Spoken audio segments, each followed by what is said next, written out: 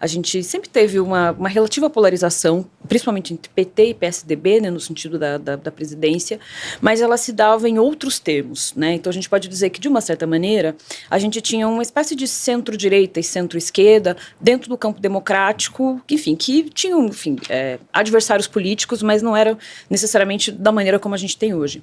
Só que talvez, se a gente for pensar para fora do Brasil, a gente consegue entender também a polarização de uma maneira mais ampla, né? Também concordo que é uma série de elementos que fazem a gente pensar no como estamos hoje, né? Mas, por exemplo, nos Estados Unidos, que é quando o tema da polarização ele começa a ficar muito mais em alta, é na década de 2010. Então, a gente pode marcar que ela vai acontecer mais ou menos depois da eleição do Obama, final do mandato do Obama. Por quê? Porque começa a se discutir uma série de coisas e muito daquilo que antes era do ponto de vista privado, coisas que aconteciam que eram, digamos, resolvidos na família, passam a virar temas de políticas públicas, né? Então você vai, por exemplo, no caso dos Estados Unidos, você vai debater racismo, você vai debater questão de gênero, você tem a crise de 2008, que, de uma certa maneira, mobiliza, né, uma série de mudanças sociais e de políticas, e essa sensação, inclusive, que como você falou, né, perdedores e ganhadores, né? Então, nos Estados Unidos tem algumas pesquisas que mostram isso. O sentimento de uma classe média baixa que vai ficar com a sensação de que, por exemplo, cotas, políticas afirmativas, mulher no mercado de trabalho, que seria uma espécie de trapaça que eles estariam passando na frente da fila, digamos assim. Isso vai acontecendo, por exemplo, em outros países. Então, eu acho que no Brasil, o Brasil é parte desse processo. Então, eu acho que tem, na década de 2010, no Brasil, isso também vai acontecer. Então, o que a gente vai debater em 2010? Questão sobre ensino de questões de gênero nas escolas, uma série de mudanças profundas na sociedade e de costumes. Então, o que passa a ficar em jogo não é só partido político versus partido político, mas uma visão de mundo sobre como a sociedade deve existir. Né? Então, por exemplo, vou dar um exemplo simples, né?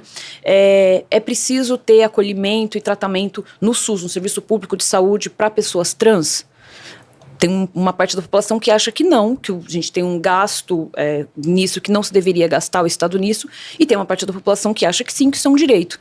Então, eu acho que isso também vai nivelando e vai mudando o terreno em relação à questão dos costumes, né? Porque acho que assim, um ponto importante quando a gente, para olhar para fora e olhar o Brasil com essa comparação, pelo menos uma lente, né, para a gente organizar o raciocínio, tem uma tese que eu diria que é uma tese economicista, né? Uma ideia de que a polarização foi resultado ou de uma desigualdade já estrutural, como o caso da sociedade americana, mas aí vem a crise de 2008, você tem um choque muito negativo na economia mundial e começa a ter problemas de ordem redistributiva, né?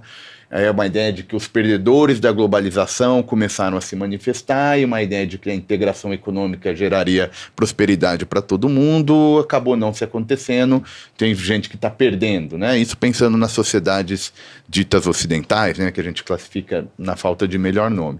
Acho que tem essa primeira leitura. Tem uma segunda, e que é, digamos, um pouco no seu gancho, que é valor, né? Que é uma agenda não econômica e a emergência de outros temas que foram se tornando importantes para o debate público. E que antes não faziam parte da agenda política. Perfeito. E que acho que o que é intrigante é porque, em alguma medida, a polarização no Brasil ela começa a se manifestar nos estratos mais ricos da sociedade. Então, por exemplo, o caso brasileiro joga um pouco de dificuldade de dizer que é a economia, porque não são os perdedores com a integração econômica que começaram, pelo menos, essa marcha radicalizadora, né, na sociedade. Né? Você pegar as primeiras pesquisas, as próprias pesquisas de intenção de voto, da avaliação de governos de esquerda, estratos de renda mais elevada tendem a ser mais radicalizados. Uhum. Então, assim, o caso brasileiro tem algumas nuances. Uma delas é a ideia de que aqui ela começa, pelo menos, nos segmentos mais ricos e aos poucos parece entrando e se espalhando, digamos, pelo eleitorado nos seus diferentes segmentos. Sim, Então, o entendimento de cada um sobre o que é esquerda e o que é direita, ele não seja homogêneo, mas, de alguma maneira, ele ajuda a organizar o conflito. Então, de alguma maneira, você fala, ainda que um segmento, sentido diferente, fala eu sou de esquerda, eu sou contra a direita, isso ajuda um pouco o eleitor a se posicionar. O que para mim é difícil de entender, e obviamente aí por isso que é legal a gente discutir, é o seguinte, né? Você tem dois níveis, eu imagino, a polarização. Uma coisa é o nível das elites políticas, a outra coisa é a polarização no nível da sociedade, né? Porque aí eu acho que no caso da polarização no nível da sociedade, a gente, de alguma maneira, está fazendo referência a fenômenos, digamos assim, mais estruturais, mais de médio e longo prazo, como, por exemplo, a mudança no perfil socioeconômico da sociedade brasileira, com a emergência, por exemplo, de um número elevado de evangélicos, por exemplo. Isso é uma mudança estrutural importante, ou, digamos, mudança etária, que também vai acontecendo, né? Então, acho que isso ajuda a gente a explicar a polarização no âmbito da sociedade. Agora, o que é interessante é em que momento a elite política, que a gente percebia como elite na média moderada, pelo menos depois de 88, começa a apostar no caminho da radicalização. E eu acho que, para mim, esse momento é, digamos assim, o chave. E me parece ser, pensando na sua pergunta da cronologia, uma data importante, o impeachment da Dilma. Por a seguinte razão, ali, quando o impeachment entra em pauta ali uma questão de legitimidade da regra, de quem pertence ao campo, o que é legítimo. Então começa a ter um questionamento, não é mais das diferenças políticas, mas é da regra.